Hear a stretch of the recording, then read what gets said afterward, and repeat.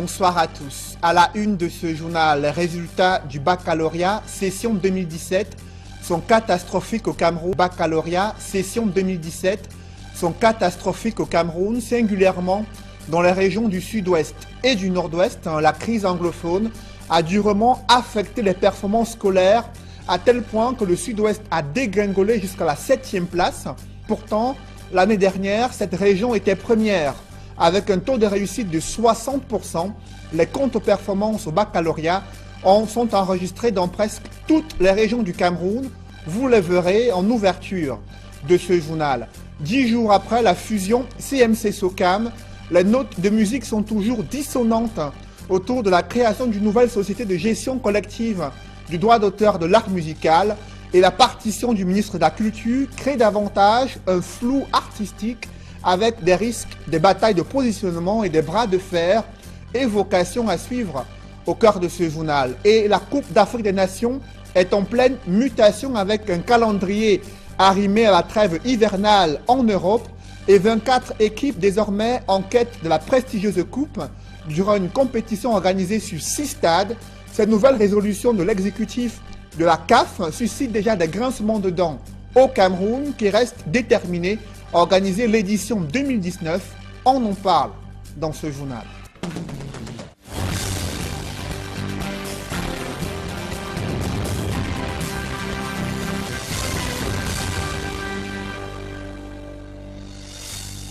Merci de suivre cette édition complète de l'information sur Equinox Télévision. La crise anglophone et son impact sur l'école ont occasionné des contre-performances au baccalauréat dans les régions du sud-ouest et du nord-ouest. Les mesures gouvernementales mises en œuvre pour la reprise des cours n'ont pas réussi à stopper la chute du sud-ouest dans le classement des 10 régions en fonction des résultats du baccalauréat session 2017. Le sud-ouest est placé au 7e rang avec un taux de réussite de 41%. Pourtant, l'année dernière, cette région était première avec un taux de réussite de 60%. Et sur le plan national, le nombre d'admis au baccalauréat a reculé de près de 6 points. Séverin Tchouban et Julienne Berthe-Bissaille présentent les statistiques du baccalauréat session 2017. Les tensions enregistrées dans ces deux régions au cours de cette année académique ont eu raison sur les performances scolaires dans ces zones d'expression anglaise.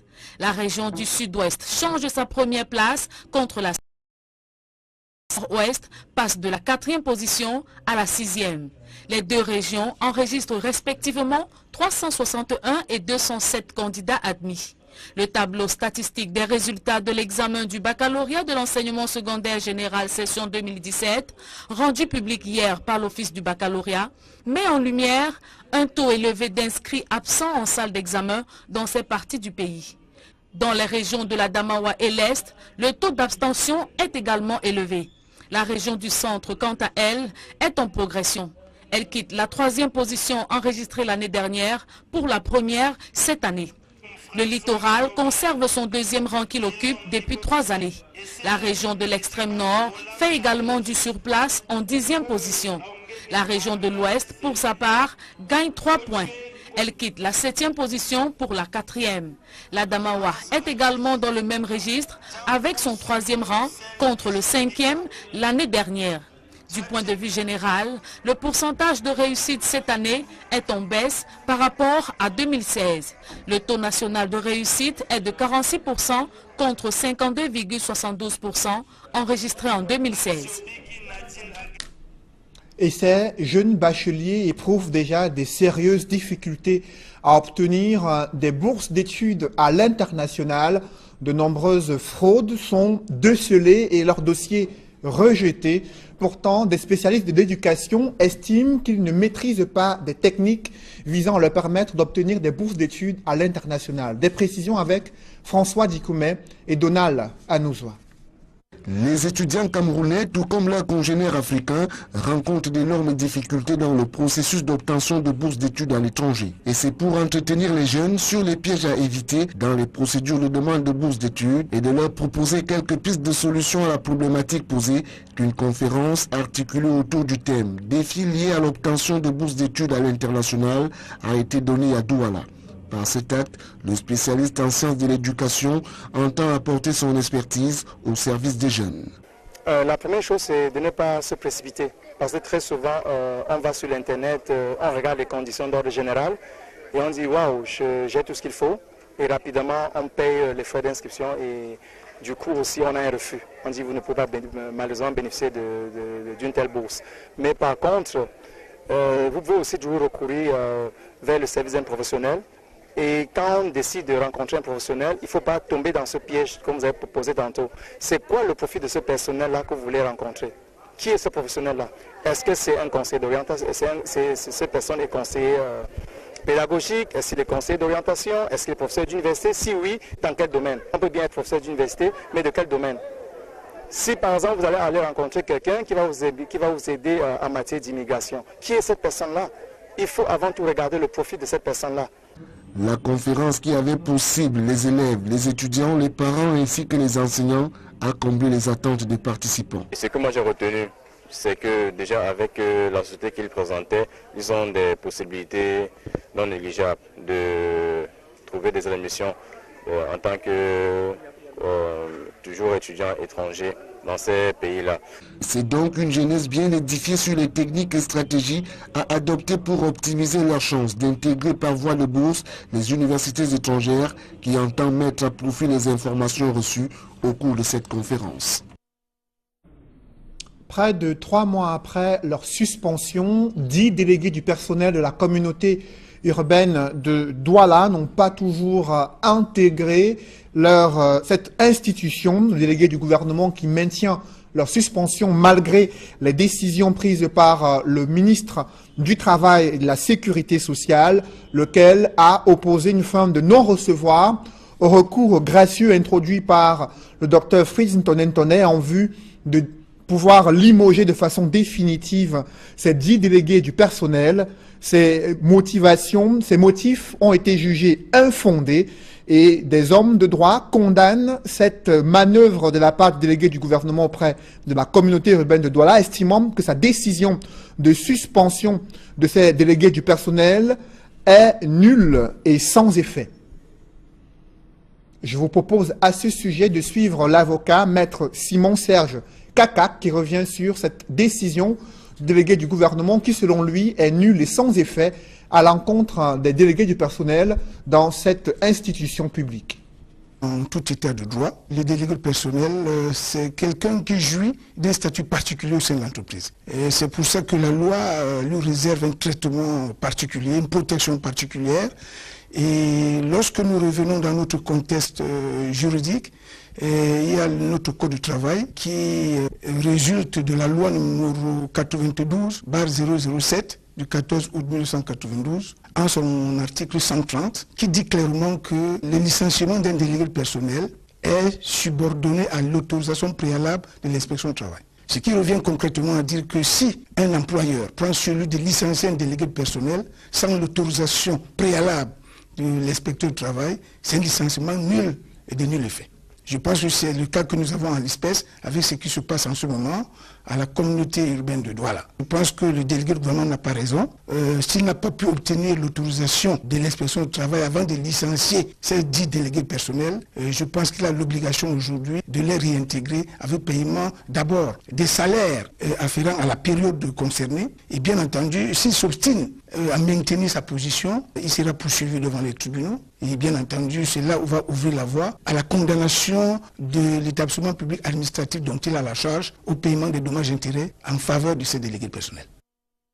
Dans le reste de l'actualité, de nouveaux commandants des légions de gendarmerie ont été installés ce jour à Douala. Quelles sont leurs missions? Comment réagissent-ils par rapport au degré d'insécurité qui prévaut dans les régions du nord-ouest, du sud-ouest, mais aussi du littoral? Élément de réponse dans ce reportage signé Farel Bounia et Mirabel Mazou. Prenez le commandement, 29e régiment de génie. C'est une lourde charge que portent désormais ces commandants de légion de gendarmerie. Ils sont 5 au total, récemment nommés à ce poste de commandement par décret présidentiel. Ils sont appelés à assurer la sécurité des biens et des personnes dans 4 régions administratives, le littoral, le nord-ouest, l'ouest et le sud-ouest. Il va falloir se mettre résolument au travail, mieux que par le passé, renforcer la discipline dans nos rangs, parce que vous savez que sans la discipline dans les armées, rien de consistant, rien de constructif n'est possible. Il s'agit pour eux de développer une stratégie globale cohérente pour améliorer les conditions de sécurité des populations de leur territoire de commandement. Vous avez entendu Monsieur le secrétaire d'État à la Défense parler tout à l'heure de la gendarmerie de proximité. Il s'agit pour nous de renforcer le pacte de confiance qui nous lie avec la population. Donc ce pacte passe par le bon comportement de nos hommes, la rectitude morale dont ils doivent faire preuve sur le terrain. Conscients des défis qui sont appelés à relever, ces commandants disent être résolus à faire montre de professionnalisme. Et comme on est conscient, n'est-ce pas, de la difficulté de cette mission, vous comprenez le sentiment qui nous anime. Au-delà de la légitime fierté d'avoir été nommé, il y a le devoir. Là, je sors du Nord. Les questions de sécurité, ils sont également d'actualité. Ici, il y a également des questions de sécurité, même si les formes sont différentes. Mais le tout, c'est d'être professionnel. Et je compte y mettre de tout mon professionnalisme pour accomplir mes missions. Toutefois, le maçon sera jugé au pied du mur.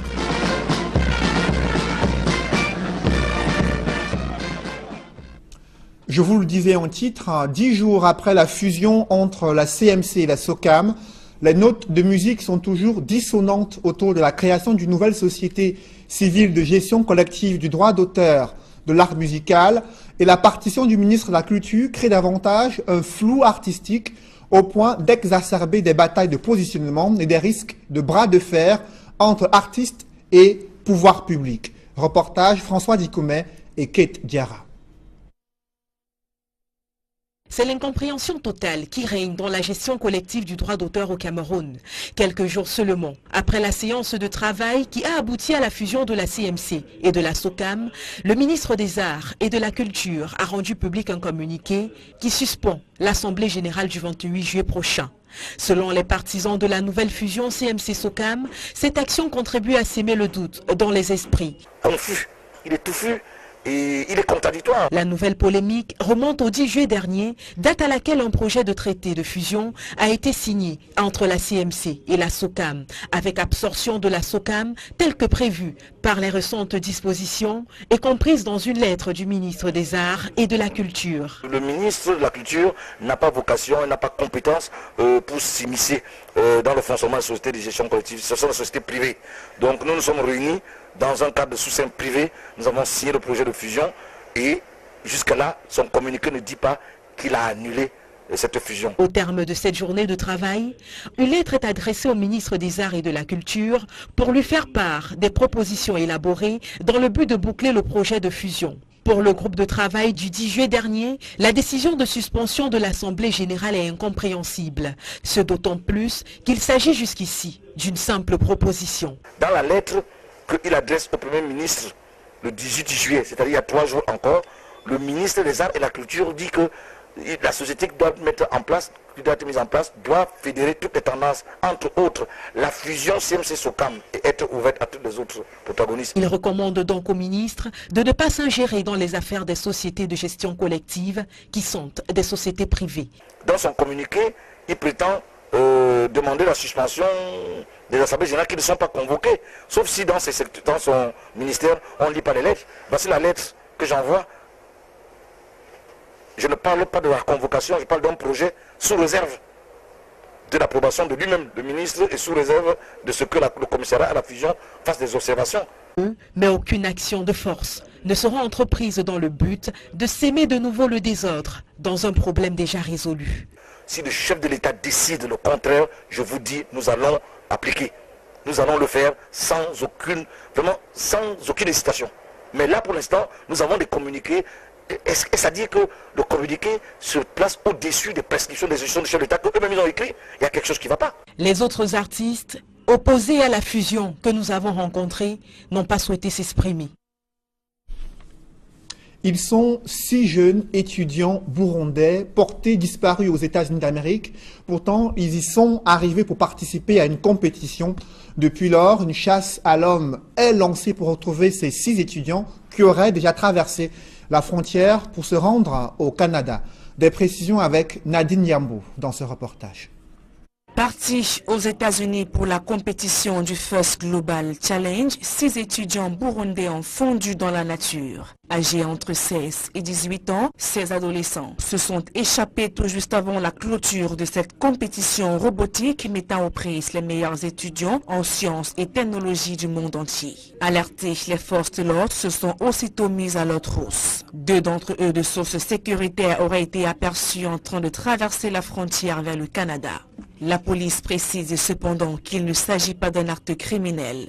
Elle appelle par ailleurs à la collaboration des internautes en publiant la photo de ces 6 étudiants burundais sur la toile. Ce n'est pas la première fois que de jeunes Africains appelés à concourir dans des tournois internationaux réussissent à s'échapper. Ce type de fugue était très souvent observé dans les rangs des athlètes africains. La CAN en pleine mutation fait-elle sourire tous les Africains? Avec un calendrier arrimé à la trêve hivernale en Europe, près de 24 équipes africaines iront désormais à la quête de la prestigieuse Coupe d'Afrique des Nations durant une compétition organisée sur 6 stades. Ces réformes ont été approuvées lors du comité exécutif de la Confédération africaine de football. Des précisions avec Nana Paul Sabin.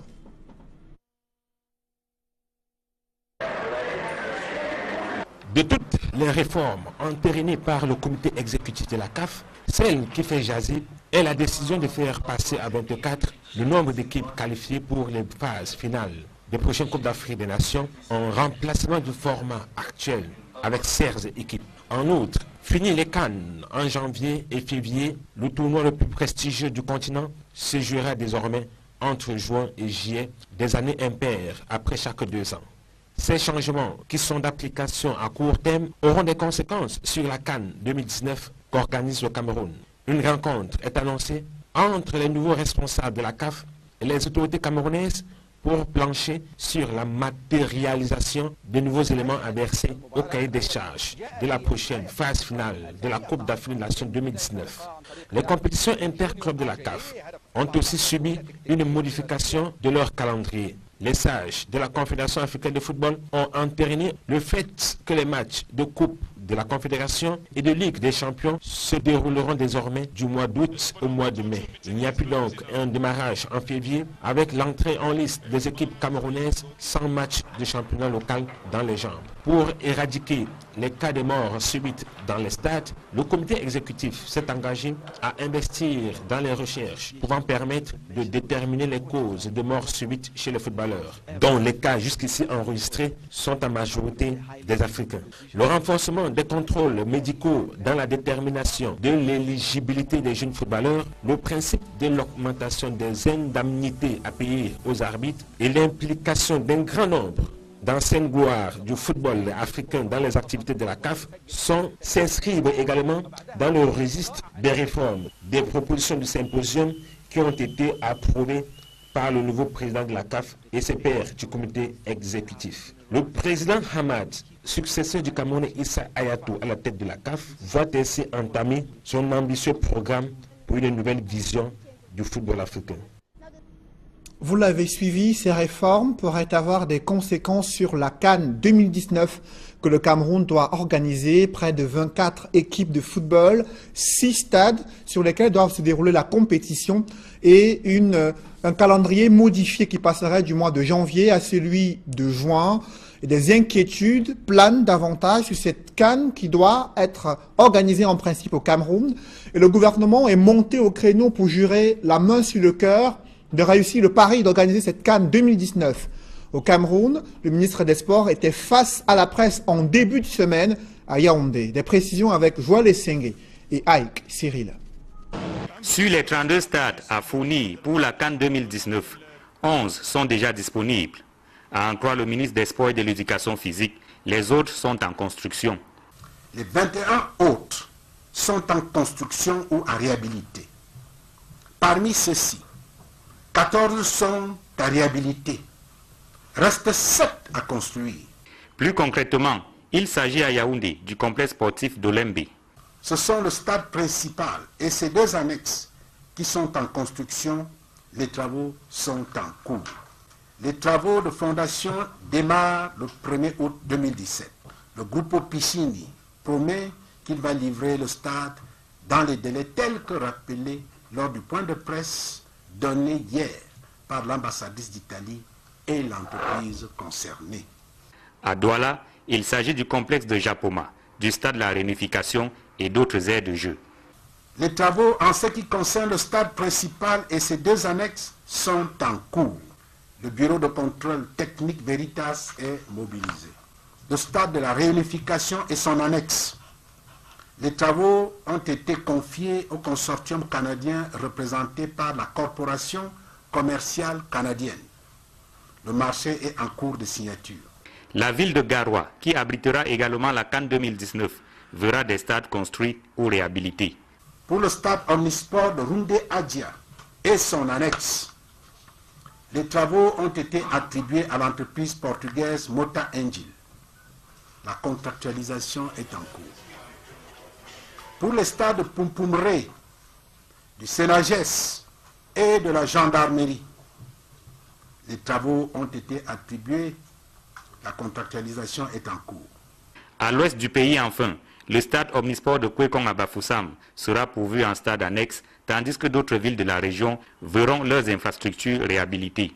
Pour les stades de Banjul et de Mbouda, les travaux ont été attribués à l'entreprise chinoise China Shanxi. Le marché est en cours de signature. Pour les 2 stades que sont celui de Toket et municipal de Bafoussam, les travaux ont été attribués à l'entreprise chinoise Semec. La contractualisation est en cours. Au final, c'est un projet titanesque que le Cameroun devra réaliser dans la perspective de la CAN 2019. Le pays organisateur devrait mettre à la disposition de la CAF 3 mois avant le début de la compétition toutes les infrastructures. 17 mois seulement nous séparent de 2019, mais le ministre des Sports et de l'Éducation physique pense qu'il est encore temps. Conformément aux engagements des entreprises et aux expériences accumulées dans le cadre de la CAN féminine Cameroun 2016, 10 à 12 mois sont nécessaires pour l'exécution des travaux s'agissant des différents stades d'entraînement à réhabiliter. Au-delà des infrastructures sportives, le Cameroun devrait également se doter d'infrastructures hospitalières, hôtelières, routières, aéroportuaires et de télécommunications aux normes CAF. Mesdames, Messieurs, c'est la fin de ce journal. Ne manquez pas le grand rendez-vous de l'économie juste après cette édition du 20h consacrée au bilan de la visite du président du groupe de la Banque africaine de développement au Cameroun. Pourquoi ces institutions financières africaines n'accompagnent pas assez le développement sur le continent africain? Qu'est-ce que le Cameroun a gagné depuis 1972 avec ses relations entre la BAD et le Cameroun? On en parle juste après ce journal et à 21h, Horizon Sport qui revient sur cette décision de la Confédération africaine de football.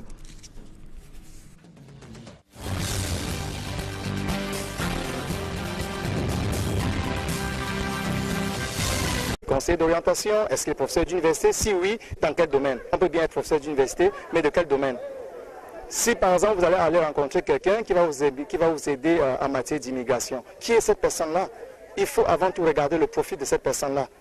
La conférence qui avait pour cible les élèves, les étudiants, les parents ainsi que les enseignants a comblé les attentes des participants. Et ce que moi j'ai retenu, c'est que déjà avec la société qu'ils présentaient, ils ont des possibilités non négligeables de trouver des admissions en tant que toujours étudiants étrangers dans ces pays-là. C'est donc une jeunesse bien édifiée sur les techniques et stratégies à adopter pour optimiser leur chance d'intégrer par voie de bourse les universités étrangères qui entendent mettre à profit les informations reçues au cours de cette conférence. Près de 3 mois après leur suspension, 10 délégués du personnel de la communauté urbaine de Douala n'ont pas toujours intégré cette institution. Le délégué du gouvernement qui maintient leur suspension malgré les décisions prises par le ministre du Travail et de la Sécurité sociale, lequel a opposé une fin de non-recevoir au recours gracieux introduit par le docteur Fritz Ntonentone en vue de pouvoir limoger de façon définitive ces 10 délégués du personnel. Cette nouvelle résolution de l'exécutif de la CAF suscite déjà des grincements de dents au Cameroun qui reste déterminé à organiser l'édition 2019.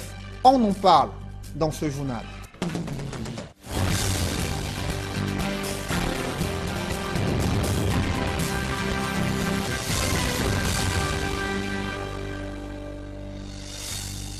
Merci de suivre cette édition complète de l'information sur Equinox Télévision.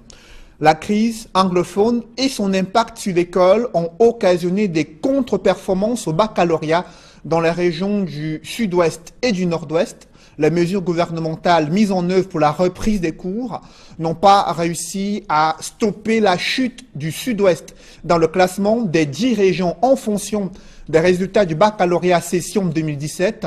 Le sud-ouest est placé au 7e rang avec un taux de réussite de 41%.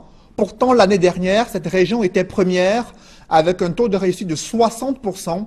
Et sur le plan national, le nombre d'admis au baccalauréat a reculé de près de 6 points. Séverin Chouban et Julienne Berthe-Bissaille présentent les statistiques du baccalauréat session 2017. Les tensions enregistrées dans ces 2 régions au cours de cette année académique ont eu raison sur les performances scolaires dans ces zones d'expression anglaise. La région du sud-ouest change sa première place contre la nord-ouest, passe de la 4e position à la 6e. Les 2 régions enregistrent respectivement 361 et 207 candidats admis. Le tableau statistique des résultats de l'examen du baccalauréat de l'enseignement secondaire général session 2017, rendu public hier par l'Office du baccalauréat, met en lumière un taux élevé d'inscrits absents en salle d'examen dans ces parties du pays. Dans les régions de la Damawa et l'Est, le taux d'abstention est également élevé. La région du centre, quant à elle, est en progression. Elle quitte la 3e position enregistrée l'année dernière pour la première cette année. Le littoral conserve son 2e rang qu'il occupe depuis 3 années. La région de l'extrême nord fait également du surplace en 10e position. La région de l'ouest, pour sa part, gagne 3 points. Elle quitte la 7e position pour la 4e. La Damawa est également dans le même registre avec son 3e rang contre le 5e l'année dernière. Du point de vue général, le pourcentage de réussite cette année est en baisse par rapport à 2016. Le taux national de réussite est de 46% contre 52,72% enregistré en 2016. Et ces jeunes bacheliers éprouvent déjà des sérieuses difficultés à obtenir des bourses d'études.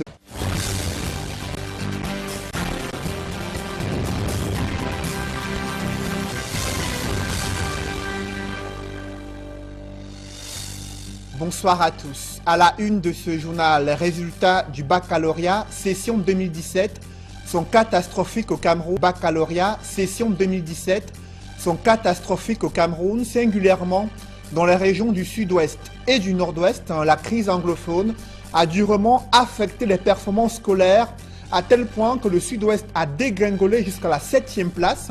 Pourtant, l'année dernière, cette région était première avec un taux de réussite de 60%. Les contre-performances au baccalauréat sont enregistrés dans presque toutes les régions du Cameroun. Vous le verrez en ouverture de ce journal. 10 jours après la fusion CMC-SOCAM, les notes de musique sont toujours dissonantes autour de la création d'une nouvelle société de gestion collective du droit d'auteur de l'art musical, et la partition du ministre de la Culture crée davantage un flou artistique avec des risques, des batailles de positionnement et des bras de fer, et vocation à suivre au cœur de ce journal. Et la Coupe d'Afrique des Nations est en pleine mutation avec un calendrier arrimé à la trêve hivernale en Europe et 24 équipes désormais en quête de la prestigieuse coupe. Durant une compétition organisée sur 6 à l'international, de nombreuses fraudes sont décelées et leurs dossiers rejetés. Pourtant, des spécialistes de l'éducation estiment qu'ils ne maîtrisent pas des techniques visant à leur permettre d'obtenir des bourses d'études à l'international. Des précisions avec François Dikoumé et Donald Anouzoua. Les étudiants camerounais, tout comme leurs congénères africains, rencontrent d'énormes difficultés dans le processus d'obtention de bourses d'études à l'étranger. Et c'est pour entretenir les jeunes sur les pièges à éviter dans les procédures de demande de bourses d'études et de leur proposer quelques pistes de solutions à la problématique posée qu'une conférence articulée autour du thème « Défis liés à l'obtention de bourses d'études à l'international » a été donnée à Douala. Par cet acte, le spécialiste en sciences de l'éducation entend apporter son expertise au service des jeunes.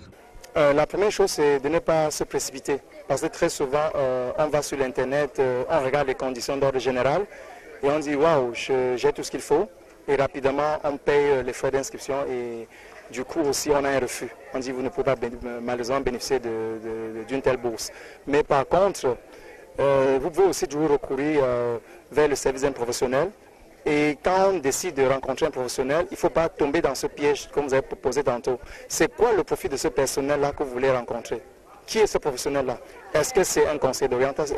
Cette personne est conseiller pédagogique?